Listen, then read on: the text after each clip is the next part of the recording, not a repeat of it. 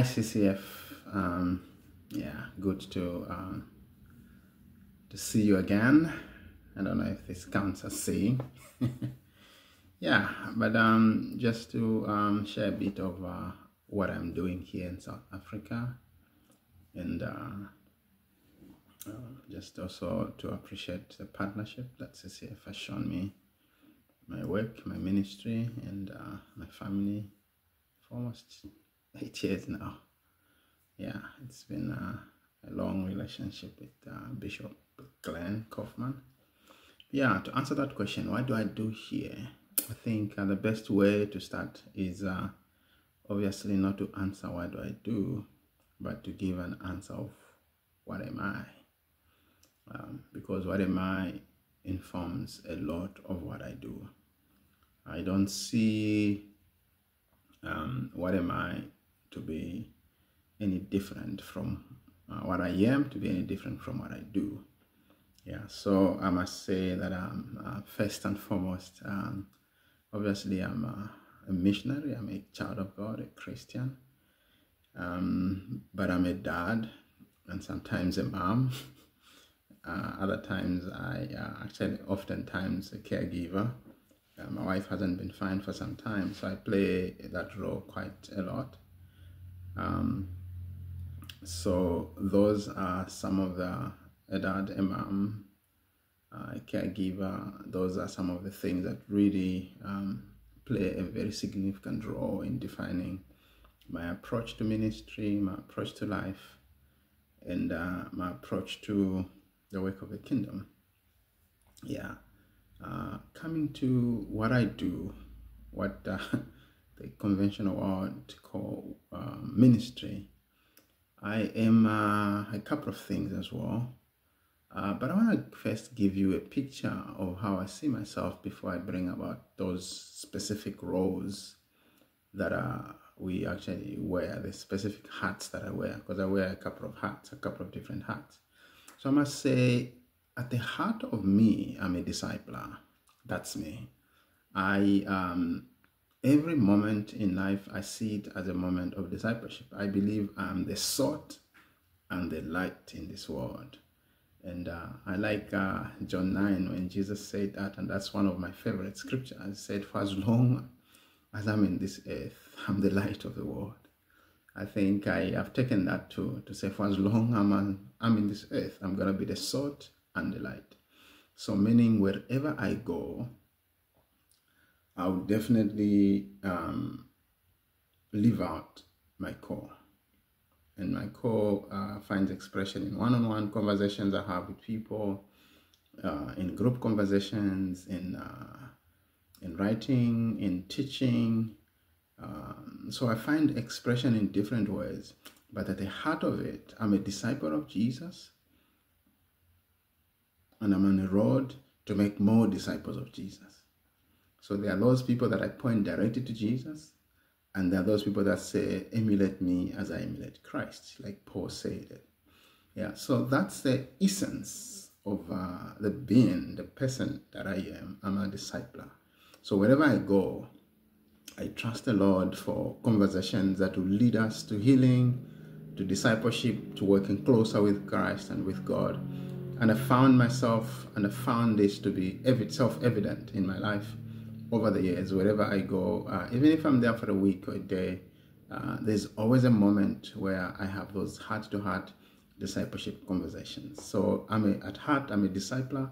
At heart, I'm the salt. At heart, I'm the light. And I take so much pride in knowing that wherever I go, I'm going to be the salt and the light of this world. Yes, now coming to the activities that I do, I wear different hats, and I wear the hat of a pastor. I run a church with I have a group of a team of 5 people, and together with me, we run a church. We call it Church at First Light. And this church, the essence of this church is to reach the least and the lost. So we focus on people that are on the streets and those that are addicted on drugs. So we meet them at a coffee shop called First Light. We meet them every Sundays. We provide them a meal. I don't know, I can't call it breakfast because church starts at 11, and we always give them a meal after church. So it's always 12:30, 13 hours, 12:30, 1 o'clock p.m. That's the time that we give them a meal. But our hearts with that is also very discipleship centric, because we have one-on-ones, we have small groups. I only do a session or a sermon once in a month rather, to just consolidate all the conversations we've had throughout the month. So the focus is also still very discipleship centric, still one-on-one centric. I call it confessional discipleship, where there's it's very conversational, it's very confessional, both on our end. So we go in with our brokenness, and we allow the people also to take a leaf from our brokenness to also open up their lives and begin to find help. So that's one big thing that I do, church at first light. And then I also run a program on radio with my 3 young people. So these 3 young people don't go to our church. They go to a different church altogether. They go to 3 different churches. But I brought them together out of a ministry where I'm one of the speakers. I'm invited to speak in that ministry. So I do that. And we run a ministry on radio. And so we run a radio program. And on that program, we talk about contemporary issues that affect young people through the Christocentric lens. So I see the 3 young people as my disciples. And then I influence them, they take it on radio and influence their peers on radio.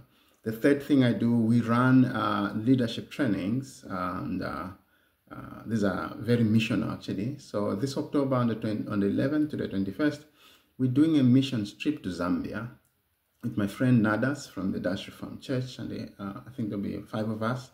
And our focus is to do training to pastors, church leaders, Sunday school teachers, and youth workers, because we believe these are some of the areas where we could really intervene to help our fellow brothers and sisters in the kingdom to enhance their work of discipling people. So our focus is very discipleship centric, and even when we go there, we will be focused on how can they, of course what they're doing is good, but how can they also employ what I would call confessional discipleship, taking interest in those one-on-ones conversations, and taking interest in individuals, not just preaching, but also just talking, walking with, and being intentional with people, always looking for ways to be the salt and the light in times where there's no program and everything, but just living intentionally